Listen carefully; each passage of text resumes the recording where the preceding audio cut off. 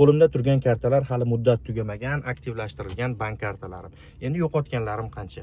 Ko'pchilik oxirgi videolarimizda kartalarni qanday qilib o'chirish mumkin shu haqida so'rashibdi. Agar foydali bo'lsa, sizga ham aytib ketaman. Faqat video boshlashdan oldin kichkina, lekin juda ham kerakli bo'lgan ma'lumot bilan boshlamoqchiman.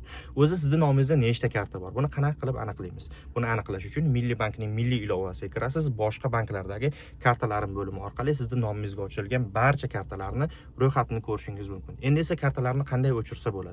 Kartalar o'zi odatda 5 yilga beriladi hamda 5 yil tugagandan so'ng kartalar o'zi avtomatik o'chib ketadi. Endi esa kartalarni muddat tugamasdan o'chirish uchun nima qilamiz? Kartalarni muddat tugamasdan o'chirish uchun siz birinchi yo'li kartani olgan bankingizning filialiga borish orqali o'chirishingiz mumkin yoki bo'lmasa ko'l markazlariga telefon qilib kartani o'chirtirsangiz bo'ladi. Sizdan karta haqida ma'lumotlar hamda karta sizniki ekanligiga tegishli bo'lgan ma'lumotlar so'rashadi. Barchasini aytganingizdan so'ng sizga kartani o'chirib berishadi. Agar sizga O'zbekistondagi 35 ta bankni ko'l markazlari nomerlari kerak bo'lsa, Telegram kanalimga joylab qo'ydim. Telegram kanal havolasini esa profilim shapkasidan olishingiz mumkin. Bank faoliyatlariga doir foydali videolarni muntazam kuzatib bormoqchi bo'lsangiz, sahifalarimizga obuna bo'lib qo'yishni unutmang.